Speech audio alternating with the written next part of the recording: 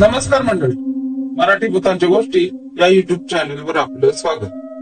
आजच्या आपल्या कथेचा विषय आहे आयसीयू.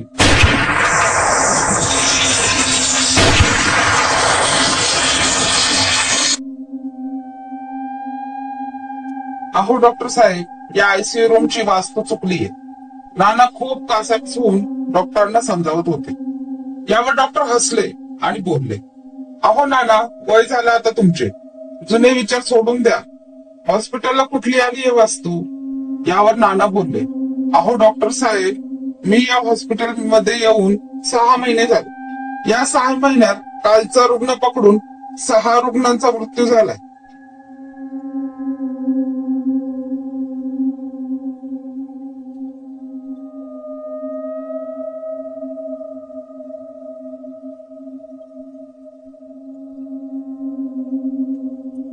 डॉक्टर बोलले, नाना, होतं असं कधी कधी.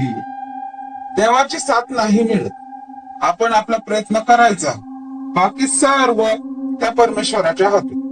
नाना त्यांचे घारे डोळे आणखी मोठे करून बोलले, काही गोष्टी फक्त परमेश्वराच्या नाही तर भूतांच्या पण हातातच असतात.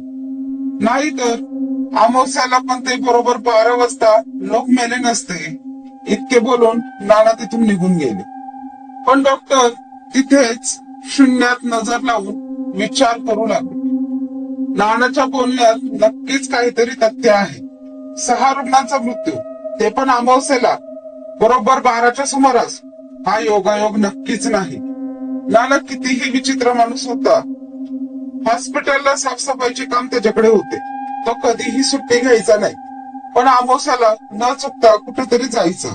कुठे कोणालाच माहित नाही. त्याची बायको गंगू, ती पण तशीच विचित्र. नानाच्या जागी महिन्यातून एकदा कामावर यायची.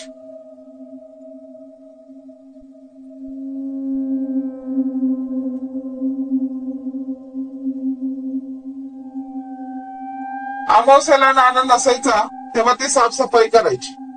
दोघांचेही वय झाले होते, पण मुलं बाळ नव्हते. लोक असे पण बोलायचे की हे जोडपे मुलं होण्यासाठी काळी जादू पण करते. इकडे डॉक्टरांना काय करावे सुचत नव्हते. या साऱ्या प्रकरणात हॉस्पिटलची खूप बदनामी होत होती. लोकांना पण असे वाटत होते की हॉस्पिटलला भूताने पछाडले. काही रुग्णाचा अमावस्येच्या दिवशी एक बाई देखील दिसली होती हॉस्पिटलमध्ये फिरणारी.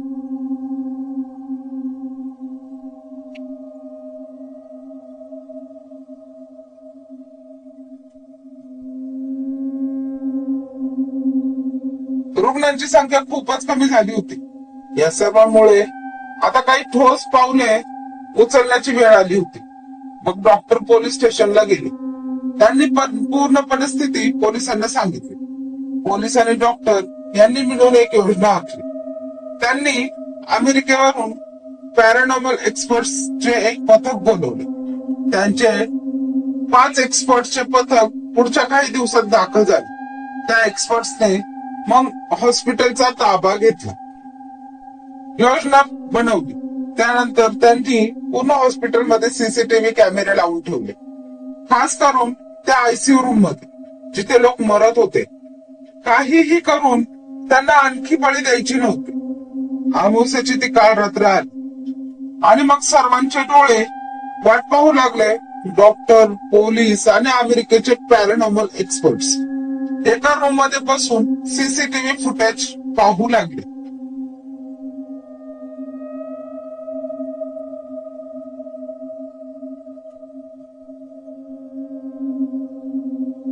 सर्वांचे लक्ष स्क्रीन आणि घड्याळावरच होते. काटा हळूहळू 12कडे सरकत होता. त्या रूम मध्ये इतके सारे लोक होते, पण तरीही स्मशान शांतता होती. इतकी की अगदी सेकंद काट्याची टिक देखील हृदयाचा ठोका चुकत होती. 12 वाजायला काही मिनिटे बाकी होती. इतक्यात स्क्रीनवर एक सावली दिसली. त्या सावलीने हॉस्पिटलमध्ये प्रवेश केला. सर्वजण डोळे विस्फारून पाहू लागले सीसीटीव्ही कॅमेऱ्यामधून. त्यांना ती सावली पाठमोरी दिसली. एक बाई होती, ती नक्कीच आत्मा असणार अशी खात्री झाली सर्वांची. पण चेहरा दिसत नव्हता कारण कॅमेरा मागे होता. त्या बाईने आयसीयू रूम मध्ये प्रवेश केला. एसी रूम असून पण सर्वांना घाम फुटला होता. श्वास रोखून सर्वजण त्या बाईची हालचाल पाहत होते. मग ती बाई लाईटच्या स्विच जवळ गेली आणि लाईट लावली. डॉक्टरला धक्का बसला कारण ती गंगू होती, नानांची बायको.